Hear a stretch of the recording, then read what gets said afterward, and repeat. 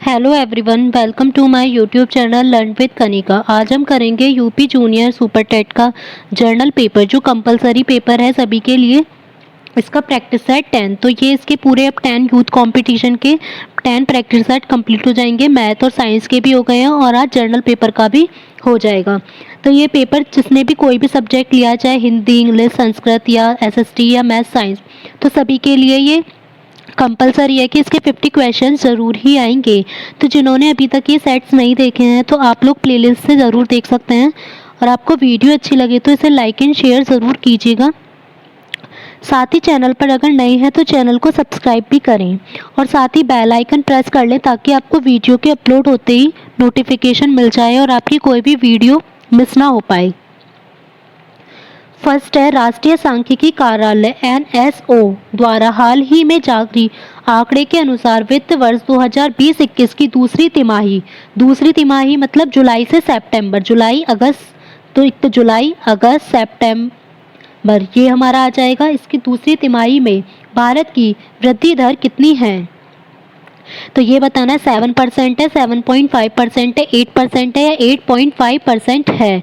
तो इसमें जो ये जो आंकड़े हैं ये 27 नवंबर 2020 को जारी किए गए थे और इसके अकॉर्डिंग जो भारत की वृद्धि दर है वो है 7.5%। वृद्धि दर मतलब वृद्धि दर भी लिखा आ सकता है या फिर ये लिखा आ सकता है कि जीडीपी दर कितनी है, वो 5% की गिरावट उसमें रही है। और जबकि पहली तिमाही के मुकाबले काफ़ी बेहतर है क्योंकि कोविड-19 के कारण पहली तिमाही में जीडीपी में जो है कितनी गिरावट हुई थी 23.9% की, तो उससे बेटर रहा है सेकंड तिमाही में। एक ये याद रखना है कि इसके आंकड़े किसने प्रदर्शित किए थे, राष्ट्रीय सांख्यिकीय कार्यालय, नेशनल स्टैटिस्टिक्स ऑर्गेनाइजेशन। नेक्स्ट है, 31 जनवरी 2021 को निम्न में से किस दिवस के रूप में मनाया गया था। तो 31 जनवरी 2021 को कौन सा दिवस मनाया गया था, राष्ट्रीय किसान कल्याण दिवस, बेटी बचाओ बेटी पढ़ाओ दिवस, राष्ट्रीय एकता दिवस या विश्व कुष्ठ उन्मूलन दिवस। तो प्रत्येक वर्ष जनवरी माह के अंतिम रविवार को, इस बार संडे जो है वो लास्ट संडे 31 जनवरी को पड़ा था तो इसीलिए इन्होंने पूछा है 31 जनवरी को। तो हमेशा लास्ट संडे को क्या बनाया जाता है, विश्व कुष्ठ उन्मूलन दिवस, मतलब इंग्लिश में बोलेंगे वर्ल्ड लेप्रोसी डे। इस बार जो अंतिम रविवार था वो 31 तारीख को था, इस वजह से ये 31 जनवरी को बनाया गया था। प्रमुख राज्यों की श्रेणी के तहत इंडियन इनोवेशन इंडेक्स, तो इंडियन इनोवेशन इंडेक्स III 2020 के दूसरे संस्करण में कौन सा राज्य शीर्ष पर रहा। तो ये इंडियन इनोवेशन इंडेक्स पूछ सकते हैं, ये कब जारी हुए थे, इसके आंकड़े 20 जनवरी 2021 को नीति आयोग ने ये जारी किए थे, भारतीय इनोवेशन इंडेक्स। इसका दूसरा संस्करण जारी हुआ है। जैसे अगर हमसे स्टेटमेंट वाले क्वेश्चन पूछ लें तो पूछ सकते हैं कौन सा संस्करण था, दूसरा था। और इसमें जो शीर्ष राज्य रहा है वो कौन सा रहा है, कर्नाटक। इसको जो पूरे पॉइंट्स मिले हैं वो मिले हैं 42.5 पॉइंट्स मिले हैं जिस पर ये शीर्ष में रहा है। और अगर पूछा जाए यहाँ पर तो राज्य पूछा गया है तो हमारा कर्नाटक आंसर हो गया। अगर केंद्र शासित प्रदेश यूनियन टेरिटरी पूछी जाए तो उसमें आएगी दिल्ली फर्स्ट पर रही है। नेक्स्ट है 2021 वर्ल्ड इकोनॉमिक फोरम WEF की वार्षिक बैठक के 51 संस्करण द डावोस एजेंडा 2021 की थीम क्या थी। तो इसमें ये मनाया गया था 25 से 29 जनवरी 2021 के मध्य 2021 वर्ल्ड इकोनॉमिक फोरम WEF की वार्षिक बैठक हुई थी दावोस एजेंडा 2021। इसका जो वर्चुअल माध्यम से इसका संस्करण किया गया था और इसकी जो थीम थी वो रही थी the crucial year to rebuild trust. तो ये याद रखनी है। अब ये इंग्लिश में है तो ये इंग्लिश को ही इसी टाइप से लिखा गया है तो इसीलिए हमें इंग्लिश की पता होनी चाहिए, the crucial year to rebuild trust. Next है 5 जनवरी 2021 को संयुक्त राष्ट्र मानवाधिकार परिषद UNHRC का प्रेसिडेंट चुनाव जीतने वाले का नाम है, इनका नाम है नाजत समीम। ये कहाँ के हैं, जिनेवा में फिजी के हैं। तो फिजी जो है UNHRC के राष्ट्रपति चुनाव का पद का चुनाव जीतने वाला पहला प्रशांत द्वीप बन गया है। तो ये भी पूछ सकते हैं कि पहला कौन बना है, फिजी बना है जिसके थे नाजत समीम। नेक्स्ट है अंतर्राष्ट्रीय प्रवासी दिवस कब मनाया जाता है? तो अंतर्राष्ट्रीय प्रवासी दिवस मनाया जाता है 18 दिसंबर को। Option D. विश्व बैंक ने कारोबारी सुगमता की संशोधित रैंकिंग रिपोर्ट हाल ही में ही जारी की है। इस रिपोर्ट में भारत की रैंकिंग कितनी है?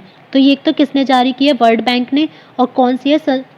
कारोबारी सुगमता की संशोधित रैंकिंग। तो इसमें जो इंडिया का प्लेस रहा है वो रहा है 63 नंबर पर। भारत ने जो है 14 स्थान का सुधार किया है। पहले जो था वो 2019 में वो 79 पर था, और अब जब ये वाली रिपोर्ट निकाली गई है, ये हर 5 साल में निकाली जाती है, तो पहले 2014 से 2019 तक की निकाली गई थी, तब तो वो 79 पर था। अब उसके नेक्स्ट ईयर 5 साल की है 63 पर। 24 दिसंबर 2020 को निम्न में से कौन सा दिवस मनाया गया था? तो 24 दिसंबर 2020 को कौन सा दिवस मनाया गया था? राष्ट्रीय उपभोक्ता दिवस। तो ये उपभोक्ता में कंफ्यूज नहीं होना, ये विश्व उपभोक्ता नहीं था, राष्ट्रीय उपभोक्ता दिवस, नेशनल कंज्यूमर डे, ये 24 दिसंबर को घोषित किया गया। ये इसलिए बनाया जाता है 24 दिसंबर को क्योंकि भारत के राष्ट्रपति ने उसी दिन ऐतिहासिक उपभोक्ता जो संरक्षण अधिनियम था 1986, इसी दिन इसको मंजूरी मिली थी 24 दिसंबर को, तो इसी वजह से 24 दिसंबर को मनाया जाता है। और जो विश्व उपभोक्ता अधिकार दिवस है जो वर्ड के लिए है, वो कब मनाया जाता है? 15 मार्च को। और विश्व एड्स दिवस मनाया जाता है 1 दिसंबर को, और मानवाधिकार दिवस पता ही है 10 दिसंबर को। भारत में जलवायु परिवर्तन पर पेरिस समझौते AIPA लक्ष्यों को प्राप्त करने के लिए हाल ही में एक शीर्ष समिति का गठन किया है, तो उसके बारे में बताना है कि कौन से कथन सत्य हैं। फर्स्ट है, भारत में कार्बन बाजारों का विनियमित करने का अधिकार इस समिति को नहीं होगा। तो ये गलत है कि तबकि इस समिति को कार्बन बाजारों को विनियमित करने का अधिकार है। पेरिस समझौता आधिकारिक रूप से 1 जनवरी को लागू किया गया था, तो ये ठीक है। पर्यावरण सचिव RP गुप्ता इस समिति के अध्यक्ष होंगे, ये भी ठीक है। तो हमारा सेकंड और थर्ड ठीक हो जाएगा, तो आंसर होगा ऑप्शन बी 2 और 3। हाल के दिनों में चर्चा में रहे RCEP के संदर्भ में कथनों पर हमें विचार करना है। तो फर्स्ट है RCEP, इसकी फुल फॉर्म दी है रीजनेबल कंप्रहेंसिव इकोनॉमिक पार्टनरशिप। तो ये इसकी फुल फॉर्म बिल्कुल ठीक है, regional comprehensive economic partnership. Second है, भारत ने RCEP से अलग रहने का निर्णय किया है। तो ये जो है ये भी ठीक है कि इसमें भारत ने इससे अलग रहने का निर्णय किया है। नेक्स्ट है, RCEP में आसियान और 5 अन्य देश शामिल हैं। तो इसमें आसियान के तो 10 सदस्य देश तथा 5 अन्य सदस्य देश शामिल हैं। ये एक मुक्त व्यापार समझौता है जिसपे जो साइन हुए थे वो 15 नवंबर 2020 को हुए थे। तो हमारे इसमें तीनों ही पॉइंट सही हैं, तो ऑप्शन हो जाएगा D 1, 2 एंड 3। अशोक के कौन से शिलालेख में ब्राह्मी लिपि का प्रयोग नहीं किया गया था? तो ब्राह्मी लिपि का प्रयोग कौन से शिलालेख में नहीं किया गया था, ये बताना है। तो वो किया नहीं गया था सहबाजगढ़ी में। सहबाजगढ़ी एक गांव और ऐतिहासिक स्थल है जो कहाँ पर है? पाकिस्तान के मर्दान जिले में है। यह स्थल 3री शताब्दी में सम्राट अशोक द्वारा स्थापित शिलालेख के लिए प्रसिद्ध है। इसमें जो लिपि का यूज़ हुआ था वो कौन सी का हुआ था? खरोष्ठी लिपि का, जबकि इसमें ब्राह्मी लिपि का यूज़ नहीं हुआ था। और ये भी याद रखना है कि इसको यूनेस्को द्वारा इस ऐतिहासिक स्थल को विश्व विरासत सूची में शामिल कर लिया गया है 30 जनवरी 2004 को। तो ये यूनेस्को द्वारा विश्व विरासत सूची में शामिल है। मैग्नेस्थीज, जिन्होंने भारत के बारे में प्रसिद्ध ग्रंथ इंडिका लिखा, तो ये पूछ लेते हैं इंडिका किसने लिखी? मैग्नेस्थीज ने। वह मूल रूप से किस देश के थे? तो वे जो मूल रूप से थे वे थे ग्रीस के। मैग्नेस्थीज जो है किसके दरबार में आया था, ये भी पूछ लेते हैं। चंद्रगुप्त मौर्य के दरबार में आया था, और उसने जो भी कुछ भारत में देखा था उसका वर्णन अपनी पुस्तक इंडिका में किया था। और ये यूनान कह सकते हैं, यूनान भी आ सकता है ऑप्शन में, या ग्रीस इसका निवासी था। विजयनगर साम्राज्य के संस्थापक कौन थे? विजयनगर साम्राज्य की जो स्थापना की थी वो हरिहर व बुक्का नामक 2 भाइयों ने की थी 1336 में। वर्तमान में विजयनगर का नाम जो है वो क्या है? हम्पी, जिसे पहले हस्तिनावती भी बोला जाता था। निम्नलिखित किन सम्राटों के शासनकाल में भारत का पहला मुद्रा रुपया मुद्रित हुआ? तो किस सम्राट के शासनकाल में भारत का जो पहली मुद्रा करेंसी रुपया मुद्रित हुआ था, तो वो हुआ था शेरशाह सूरी के शासनकाल में। तो ऑप्शन हो जाएगा हमारा सी। और शेरशाह सूरी ने ही ग्रैंड ट्रंक रोड का भी निर्माण कराया था। नेक्स्ट है, किस संत को रामायण के रचयिता वाल्मीकि का अवतार माना जाता है? तो रामायण के रचयिता वाल्मीकि जी हैं, उनका अवतार किस संत को माना जाता है? गोस्वामी तुलसीदास जी को। गोस्वामी तुलसीदास जी को वाल्मीकि का अवतार माना जाता है। एक तो ये संस्कृत के विद्वान थे और हिंदी के भी सबसे कवि थे। इन्होंने क्या क्या रचनाएं लिखी थी? रामचरितमानस, विनय पत्रिका, दोहावली, कवितावली, ये सब। भारत में पहली रेलगाड़ी किस वर्ष में और किन दो स्थानों के बीच चलाई गई थी? तो ये इंपॉर्टेंट है कि पहली ट्रेन कब चलाई गई थी। पहली ट्रेन एक तो 1853 में चलाई गई थी, तो दो ऑप्शन हो गए हमारे 1853 के, तो ए और डी कट हो जाएगा। और बम्बई और थाने के मध्य, बम्बई से थाने के मध्य 1853 में भारत में पहली रेलगाड़ी, उस टाइम पे जो गवर्नर थे वो कौन थे? लॉर्ड डलहौजी थे, उनके टाइम पर चलाई गई थी। अगर डेट भी याद रखनी है तो 16 अप्रैल थी। और ये 34 किलोमीटर छोटे रेल मार्ग पर चलाई गई थी। नेक्स्ट है, स्वामी दयानंद सरस्वती ने किस शहर में पहली बार 1875 में आर्य समाज की स्थापना की थी? तो हमें पता है कि आर्य समाज की स्थापना 1875 में हुई थी और स्वामी दयानंद सरस्वती ने की थी, पर कहाँ पर की थी? तो इन्होंने की थी बॉम्बे, जिसे अब मुंबई कहा जाता है। आर्य समाज जो था वो एक हिंदू सुधार आंदोलन था, जिसकी स्थापना इन्होंने की थी स्वामी दयानंद सरस्वती ने, और इन्होंने सत्यार्थ प्रकाश नामक ग्रंथ भी लिखा था। नेक्स्ट है, खुदीराम बोस को ब्रिटिश न्यायाधीश मजिस्ट्रेट किसकी हत्या के प्रयास के लिए फांसी दी गई थी? तो खुदीराम बोस को जो है वो दी गई थी किंग्सफोर्ड की हत्या के लिए। इन्होंने इनको मारने का विचार किया था और इनकी हत्या के लिए खुदीराम बोस को फांसी दी गई थी। नेक्स्ट है, भारत और पाकिस्तान के बीच ताशकंद समझौता कब हुआ था? तो ताशकंद समझौता जो है भारत और पाकिस्तान के बीच एक शांति समझौता था, जो कब हुआ था? 10 जनवरी 1966 को हुआ था।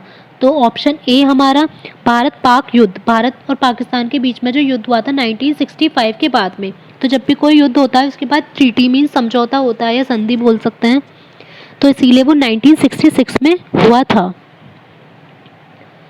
वैदिक देवता इंद्र किसके देवता हैं? तो जो वैदिक देवता इंद्र हैं वो किसके देवता थे? वर्षा व चक्रवात के। तो इंद्र को कहते हैं कि वो वर्षा के बारिश के देवता माने जाते हैं। तो ऑप्शन हो जाएगा हमारा सी। नेक्स्ट है, बस्तर एक आदिवासी जिला किस राज्य में है? तो बस्तर जो है वो आदिवासी जिला है, ट्राइबल डिस्ट्रिक्ट है, तो वो किस राज्य में है ये हमें बताना है। तो ये है छत्तीसगढ़ में। और छत्तीसगढ़ कब बना था? जब राज्य पुनर्गठन अधिनियम आया था, तो उसके बाद मध्य प्रदेश से अलग हो गए 1 नवंबर 2000 को छत्तीसगढ़ नया राज्य बना था। इसमें वर्तमान में पूरे 27 जिले हैं। नेक्स्ट है, सूची 1 का सेकंड से मिलान करना है। सूची फर्स्ट में झील दी गई है और सेकंड में हमें स्थान दिया गया है। तो पुलिकट झील है तमिलनाडु की, तो ए का हो जाएगा हमारा थर्ड। फिर नेक्स्ट है चिल्का झील है उड़ीसा की, बी का हो जाएगा 1। बूलर झील, ये तो फेमस है, बूलर झील है कश्मीर की, सी का हो जाएगा हमारा 4। और सांवर झील है राजस्थान की, तो डी का हो जाएगा हमारा 2।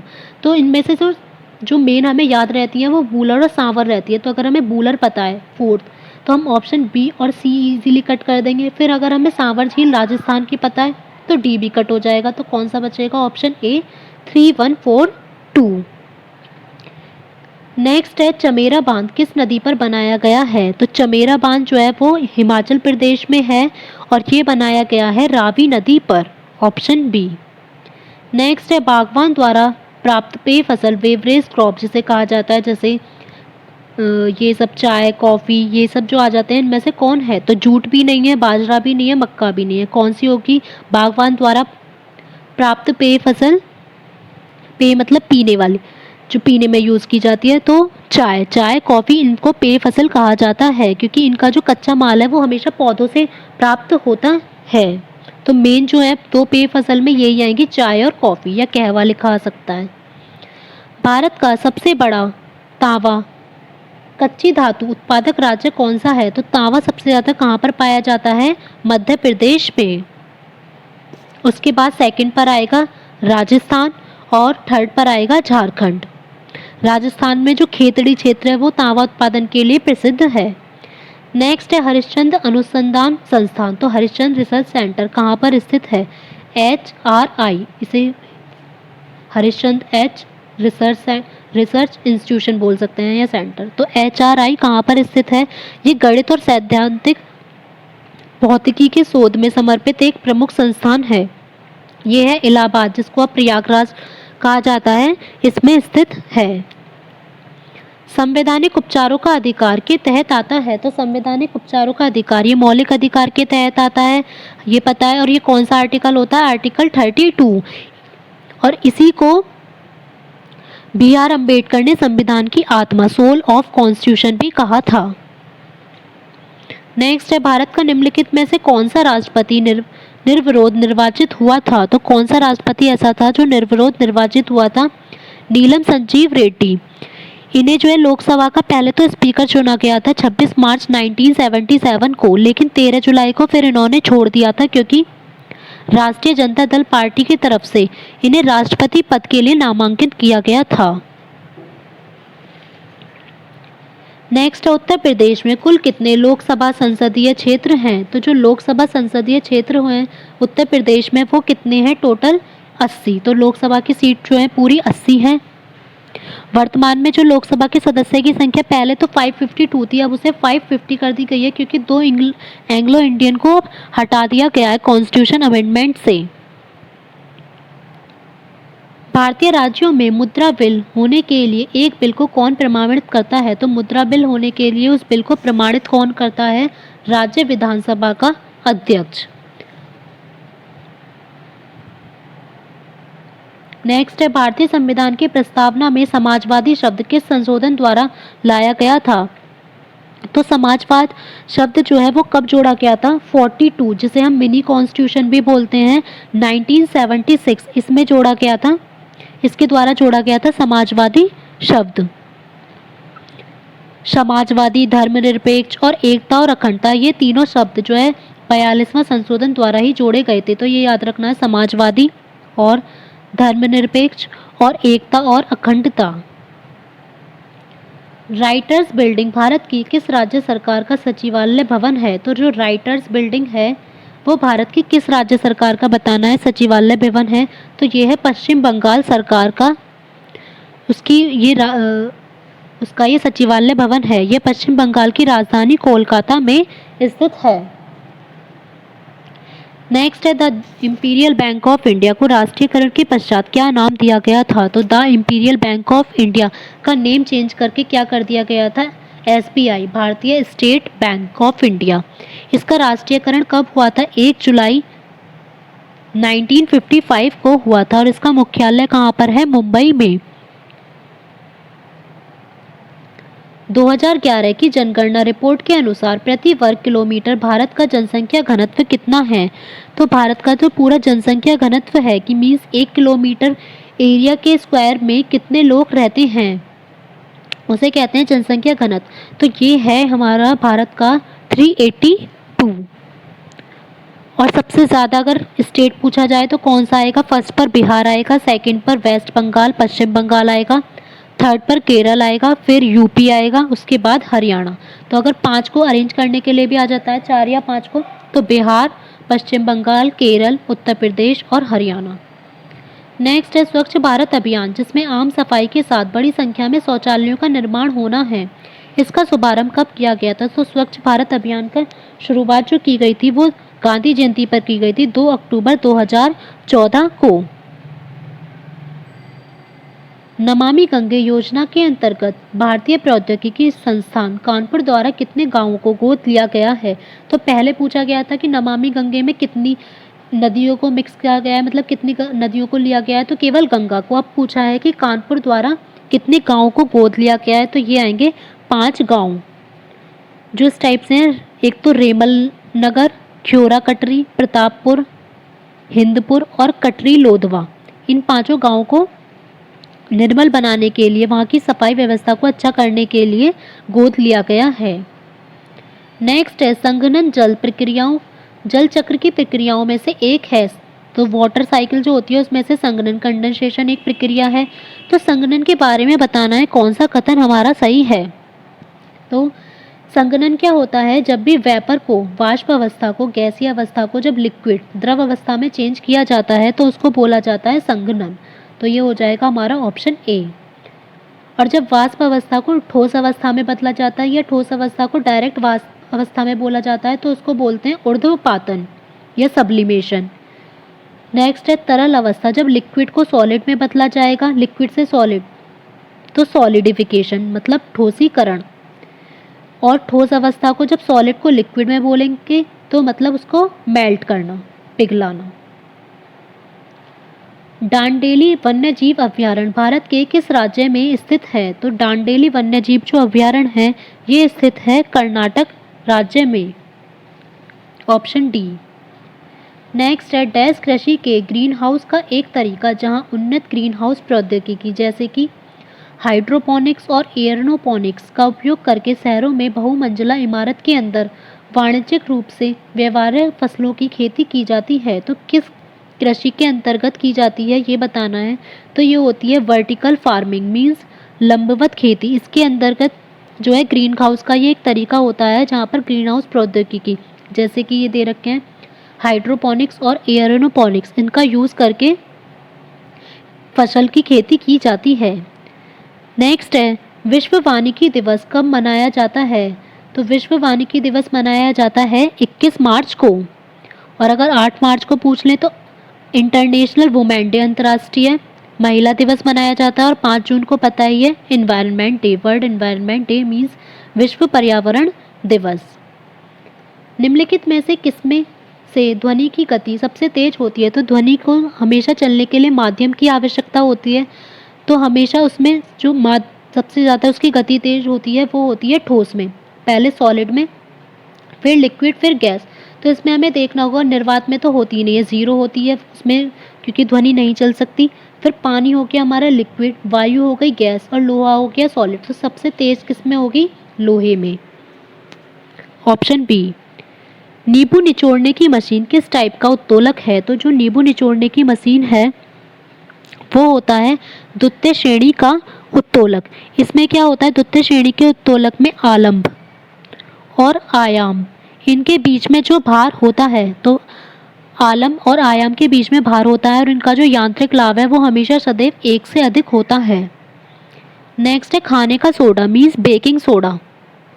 तो बेकिंग सोडा का क्या फॉर्मूला होता है, मतलब इसका रासायनिक नाम क्या होता है?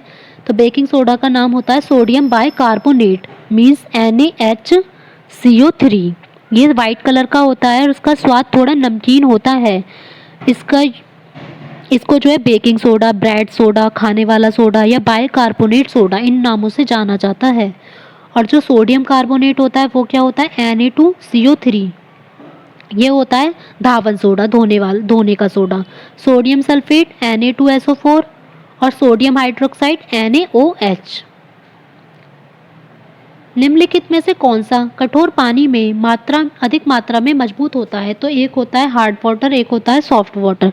तो हार्ड वाटर में खनिज लवणों की अधिकता ज़्यादा होती है जिससे कि उसे कठोर जल कहा जाता है। तो उसमें सबसे ज़्यादा जो होते हैं वो कैल्शियम और मैग्नीशियम के सॉल्ट होते हैं। और ये जो कठोर जल होते हैं ये साबुन के साथ झाग उत्पन्न नहीं करते हैं, जबकि डिटर्जेंट जो सरफ होता है उसके साथ झाग उत्पन्न कर देते हैं। इसीलिए कपड़े धोने में जो पानी में घोला जाता है वो डिटर्जेंट घोला जाता है। निम्नलिखित में से कौन सा हार्मोन पीयूष ग्रंथि से स्रावित नहीं होता है? तो पीयूष ग्रंथि से कौन सा स्रावित नहीं होता है ये बताना है। प्रोलैक्टिन भी होता है, ऑक्सीटोसिन भी होता है और वैसोप्रेसिन भी होता है। लेकिन जो सेक्रेटिन होता है ये एक आती है हार्मोन है जो कहाँ से निकलता है? छोटी आंत के ड्यूडेंडम, इसको इंग्लिश में बोलेंगे ड्यूडेंडम पार्ट से निकलता है, या याद रख सकते हैं छोटी आंत से निकलता है ये सेक्रेटिन हार्मोन। आलू में ब्लैक हर्ट किसके कारण होता है? तो ये जो आलू में बीमारी होती है ब्लैक हर्ट, ये किसकी वजह से होती है? ऑक्सीजन की कमी से। जब उसके भंडारण जहाँ पे उसका स्टोरेज किया जाता है, जब उसमें ऑक्सीजन की कमी हो जाती है तो उससे ब्लैक हर्ट हो जाता है।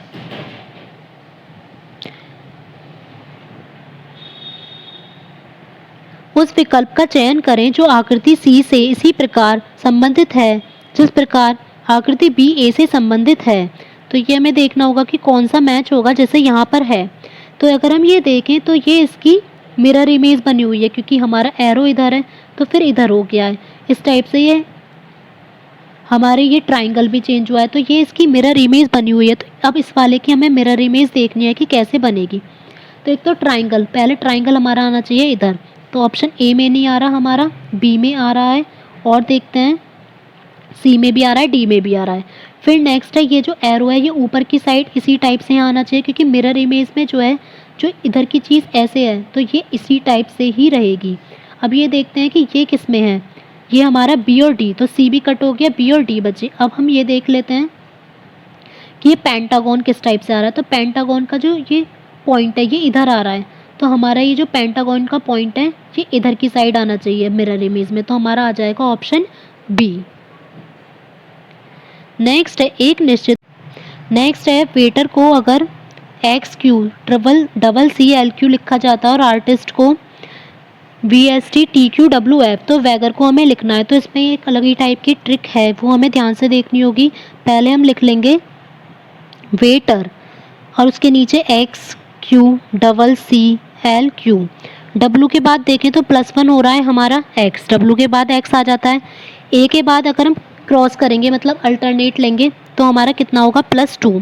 फिर आई के बाद भी ऐसे एक को जोड़ेंगे तो कितना हो जाएगा +3।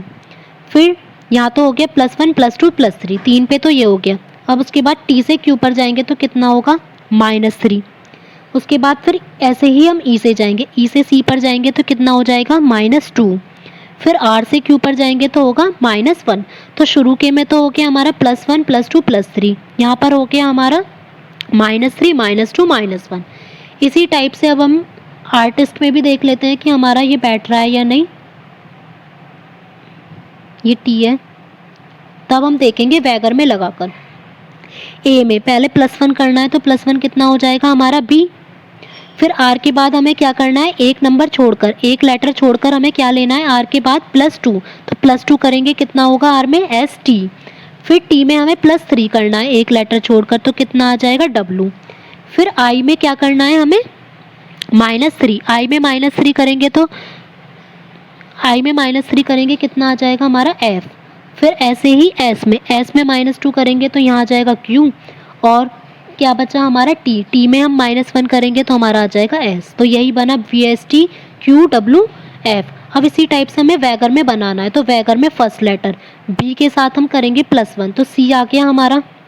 सेकंड लेटर को हमें करना था +2, एक छोड़कर, एक छोड़ दिया। अब ई में हम +2 कर दीजिए तो कितना आएगा एफ जी, तो जी यहाँ पर सी और एक लेटर छोड़कर जी, तो ए में भी नहीं है जी, ना ही डी में है, तो ये दो तो कट हो गए। उसके बाद एक लेटर छोड़ेंगे, फिर जी में क्या करना है +3, जब +3 करेंगे जी में तो कितना हो जाएगा हमारा जे, तो जे इसमें भी है हमारा, जे इसमें भी है, ठीक है। फिर नेक्स्ट लेटर देखते हैं, फिर जी है। अब हमें क्या करना है, जी वाले को क्या करेंगे अब हम -3, तो -3 कर दीजिए फिर से एक लेटर, हमारा -3 कितना हो जाएगा जी से पहले डी। अब यहीं से हमें पता चल जाएगा कि आंसर ऑप्शन बी होगा, लेकिन पूरा करके देख लेते हैं। फिर ए को करना है -2, ए को -2 करेंगे तो कितना आ जाएगा वाई, और कौन सा बचा यहाँ पर आर, आर को जब -1 करेंगे तो कितना आ जाएगा क्यू। तो ये थोड़ा बिल्कुल ही अलग ही टाइप का लॉजिक था जो ईजिली से हमें पता नहीं चल सकता। इस टाइप से था पहले +1 +2 +3, फिर था -3 -2 -1। नेक्स्ट है जब एक दीवार घड़ी में समय अपराह्न दोपहर के 3:25 दिखाता है तो घंटे की सुई और मिनट की सुई के बीच का न्यून कोण क्या होगा। तो ये हमने क्लॉक वाले में सीखा है कि एंगल किस टाइप से निकाला जाता है। उसके लिए फॉर्मूला क्या होता है 60h माइनस, ये माइनस आएगा 11m, m तो हो गया मिनट के लिए, h हो गया आर के लिए, अपॉन 2 और मॉड ऑफ लगा देते हैं कि माइनस का आंसर होगा तो प्लस ही होगा। अब क्या हो जाएगा 60 इंटू h कितना है घंटा 3 घंटा, और -11 इंटू 25 अपॉन 2 हमारा हो गया। तो 60 इंटू 3 कितना हो जाएगा हमारा 180 माइनस 11 और 25 की मल्टीप्लाई कर लीजिए, तो 11 की करेंगे 11 5 ज़ा 55, फिर हमारा 5 कैरी हो गया तो 275/2। अब यहाँ पर आएगा हमारा माइनस में आंसर, इसी वजह से मॉड ऑफ होता है। यहाँ पर मैंने बार बार नहीं लगाया तो प्लस में ही आंसर लिखेंगे। माइनस कर लेंगे 5, 17 में से 8 जाएगा हमारा 9, तो माइनस 95/2, तो कितना हो जाएगा 47.5। तो कितना एंगल हो गया 47.5 डिग्री। सिंपल फॉर्मूला याद रखना है, angle equals to 60 into hour minus 11 into minute upon 2। दो कथन क्रमशः अभिकथन और ए कथन दिया हुआ है, कारण आर दिया गया है, इसमें से हमें चुनना है। तो अभिकथन दिया गया, कुछ उद्योगों द्वारा उत्सर्जित मीथेन गैस के फलस्वरूप भूमंडलीय उष्मीकरण होता है। तो ये बिल्कुल ठीक है, जो इंडस्ट्री से मीथेन गैस निकलती है उसकी वजह से ग्लोबल वार्मिंग भी होती है, भूमंडलीय उष्मीकरण होता है। कारण दे रखा है कि मीथेन एक भारी गैस है और ये वायुमंडल के निचले क्षेत्र में जमा होती है, तो इसका कारण गलत दे रखा है हमारा, वो तो ठीक दे रखा है, जबकि ये एक ऐसा नहीं है कि भारी गैस और वायुमंडल के निचले क्षेत्र में जमा रहती है तो इस वजह से भूमंडलीय उष्मीकरण होता है। तो हमारा अभिकथन ठीक हो जाएगा और कारण रॉन्ग हो जाएगा, तो आंसर हो जाएगा ऑप्शन सी, ए सत्य है लेकिन आर असत्य है। अगर आपको क्लास अच्छी लगी हो तो वीडियो को लाइक एंड शेयर ज़रूर करें, और साथ ही चैनल पर अगर नए हैं तो चैनल को सब्सक्राइब करना ना भूलें। साथ ही आप बेल आइकन प्रेस कर सकते हैं ताकि आपको वीडियो का नोटिफिकेशन अपलोड होते ही मिल जाए। और कमेंट बॉक्स में ज़रूर शेयर करें कि आपको क्लास कैसी लगी और आपका स्कोर कैसा रहा। Thank you.